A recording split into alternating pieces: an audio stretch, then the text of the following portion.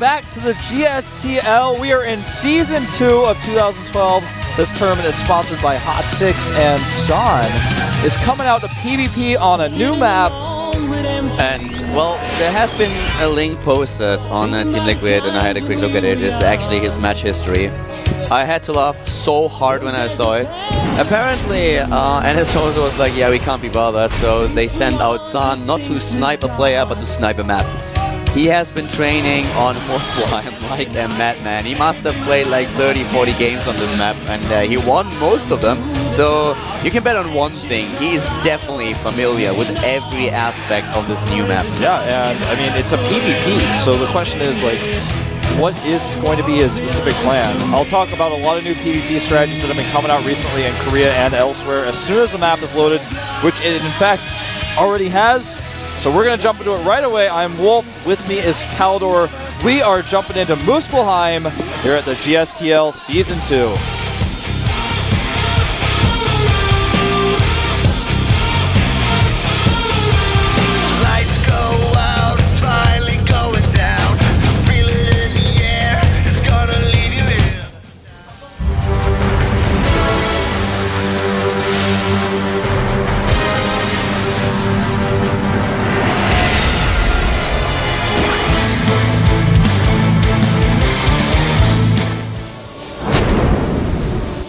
We have the new map, we have Muspelheim, and to the top left we have our Protoss player in the yellow colors for the Slayers team, able to defeat Jakji. Facing now a San for the NSOSA team. It is none other than Slayers' very own Slayers Puzzle! You spoiled the other name. So what? They know already. We've told them. There he is, Puzzle. He's looking pretty confident. I don't really know how often he played this new map, but I can tell you one thing. His opponent, he really trained hard on this particular map. At the bottom right, we have currently in the blue the Protoss player for the NSOSA team. It is NSOSA San! The way this map feels to me really reminds me of, like, it's kind of like the watchtowers in the middle. What map is it that I'm thinking of right now? I can't. The watchtowers in the middle are. Let me describe how they are. They're in a corner next to a ramp, but it's a wide ramp, and you can see further than you could do anything. I think the only map that was like this actually was Crevasse, where there was like a watchtower kind of like this. It kind of sticks out. You can actually hit it from the low ground, kind of like some of our newer maps, like. On Cloud Kingdom, you have this as well, where you have a watchtower on the high ground, or on the low ground, but you can see the high ground with it. Kind of idea. I really like that new style of watchtower. We are going to see a much faster scout come out here for Puzzle. You will see the second gas has been taken. Now, Color, on this particular map, there's a lot of space to do Blink Stalkers. There is places you can go behind the natural. One thing that's really unique about this map is it has more space behind the natural than any other map I have ever seen. You can actually go behind the natural if your opponent that hasn't taken it, blink in there potentially. You have a space behind the third base, you can blink into the main base. But what is really popular right now on this server is 3 gateway expands, and what is often the counter to that is the 4 gate with just 1 Colossus. That's something a lot of Colossus have been struggling to deal with. It's like, you get the robotic support bay, you only make 1 Colossus, you make the attack faster. It used to be 2 Colossus with range is the way you do it, but now it's the 1 Colossus with just the 4 gates, you do it much faster. In regards to strategy, I am really curious after seeing this link where in San's match history it just showed that he was preparing specifically on this map over and over and over again. I'm really interested to see what exactly he's able to pull off here, because I'm not quite sure if all the Slayers players were able to have a really close look at this map. Obviously all of them played a few games, tried to get familiar with the map, but it's just something, if you are preparing for a certain matchup, you have to train so many maps here, and with all the new maps that we now have in the map pool, with Whirlwind obviously as well, it's just really difficult to be aware of every single detail, and San is the one player in the NSOSA team who definitely knows everything about this particular map. Something to note as well is that we are going to see the same build that I described earlier with a 3-gate expand from Puzzle, but he lost his probe. Oh, Stargate. Oh, that. Oh, yeah, he missed it. He had a Stargate that was queued crazy. up. He's actually going to go ahead and make a Robo now, because when you do this build, if you have that probe out, you can fake a pressure. You can scare your opponent thinking you have like this really fast attack coming. He also chrono boosted his warp gate research so he could warp in some additional units, and he may have been able to scare his opponent making additional sentries, slow down his tech, slow down that potential Colossus push. But now he's kind of lost that, so he has to get his own Robo, and he's making 3 sentries. In fact, I don't even understand. Based on what he's seen, that doesn't even make sense. Actually, that's so much gas. Now he has so many sentries that are going to be relatively useless while his opponent is expanding, not attacking. This is a bad build order situation for Puzzle right now. The expansion is already, well, done to 1/3. San is supplyable, but he sends out his 1 observer, and he will be able to scout everything that's happening for his opponent. So Puzzle here with a lot of sentries, he can't really use them. He's getting a base a lot later than his opponent. Later so base, San, later Robo, later scouting. Yeah. I mean, San already preparing with Immortals. Yeah, he's getting. It's a limited information game, but he is definitely getting the worst end of the deal here. Not even knowing whether his opponent has an expansion or not. If he knew his opponent had a Nexus up before his, he would not be sitting at the top of the ramp with sentries waiting. Yeah. With an he didn't even rally his observer to check. He rallied his observer out. It's like he's assuming his opponent is attacking him for some reason, and because of this, he may just slowly lose. I mean, but he spots the observer and takes it down. That's pretty significant. There is a probe to check at the natural though for an expand. He's not checking it though, interestingly enough. No, he's not. Yeah, well, he's trying to move in there slow he goes. a bit, sadly. Knows about the expansion, sees the entire army composition of Puzzle, and now he has a lot of scouting information. Additional observers in the game though. The harvester count is significantly ahead for San. He has 5 additional ones at this point in time with the 2 expansions. A lot more energy for Chrono Boosts too, and finally Puzzle finishing his own expansion, getting additional. Oh, look at this double Stargate. When you're ahead, the Artosis rule is to get more ahead, but when PvP, when you're ahead, go double Stargate Phoenix. This is something that's become more popular. Rule. Yeah, man. This has actually become more popular in this matchup in Korea.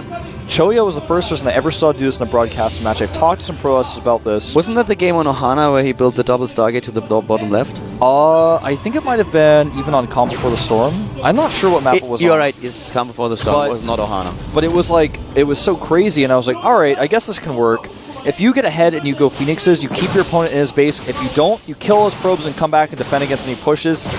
If you have an ahead expansion, that was crazy, but anyway. 12 points left.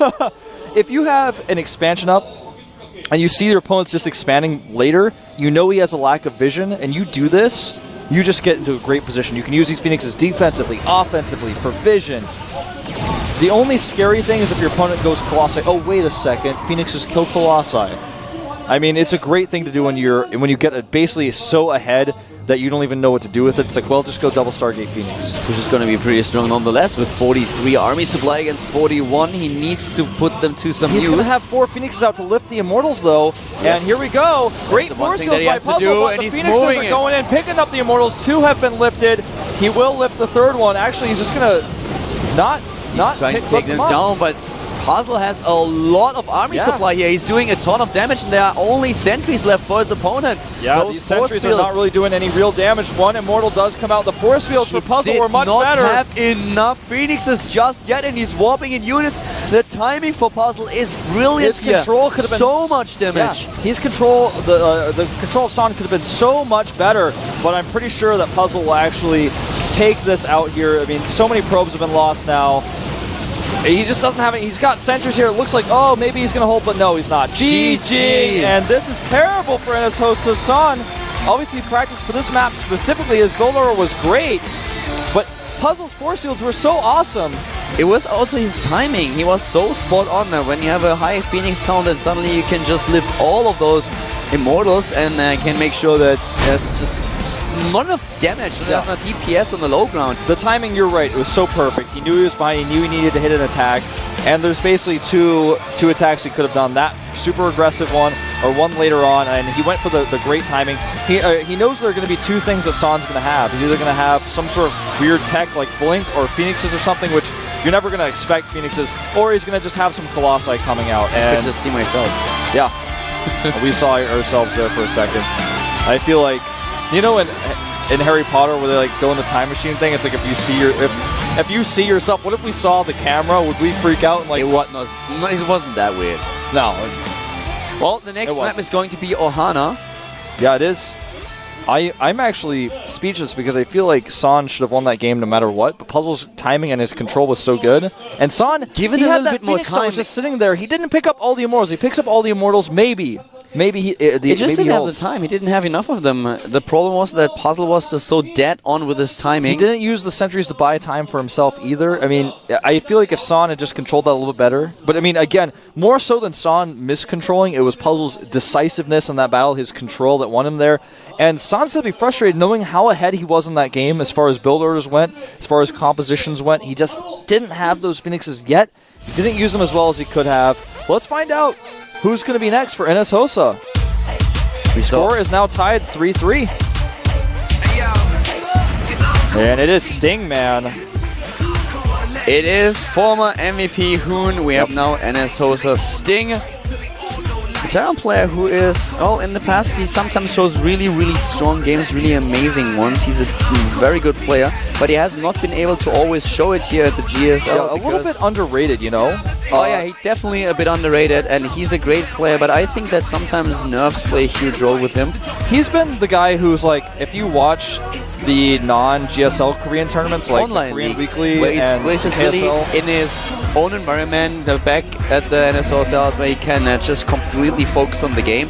He is just crushing players and those left online and right. leagues, he is known far and wide by people who watch, you know, KSL, Korean Weekly, those types of tournaments, ESV Weekly, those tournaments. That's where it's like, oh, this guy's really scary. That's how he got his code A spot. In fact, was from the esports weekly match, and now he's playing in the GSTL. He's played a few times in the past, but he's one of the final players that NS Hosa is playing out here, pulling him over Sculpt, over Seal.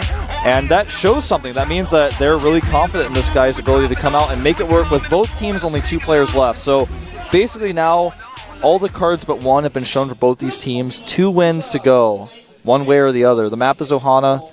And I feel like we already know who the last players are going to be. I think it's going to be Seal and MMA. Yeah, I think that anyone would think that. And that's going to be something that's considered here as well. Basically, if you get to force the other player's hand earlier in an earlier situation, like if you're ahead 4-2 instead of 3-3, like it's very different because now there's no longer pick advantages really, because obviously NS Hosa knows that they're going to pick MMA last most likely, and Slayers knows that they're likely going to pick Seal last. The last maps that we have in the pool now are, by the way, Metropolis, and one of the new maps is going to be Whirlwind and Metropolis. So that's the 2 maps that are still available.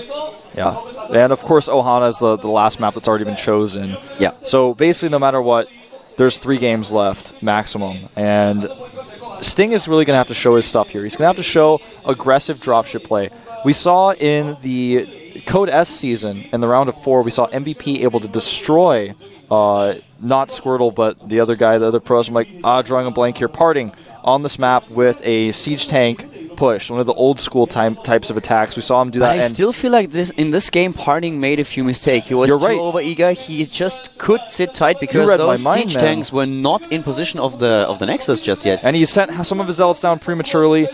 And that's exactly what the next thing I was going to say was, we saw that build can work here, but it should not work here. I think we're going to see that 2 medevac push. I talked with Laniwa about this game for quite a while, and he said that he thinks that Parting was just freaking out a little bit. And he got nervous for sure. Yeah, he got nervous. He moved in a bit too fast.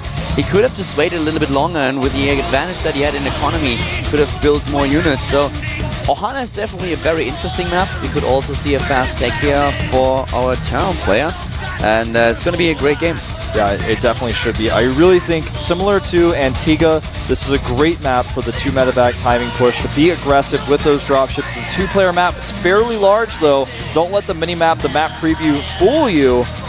The map is loaded.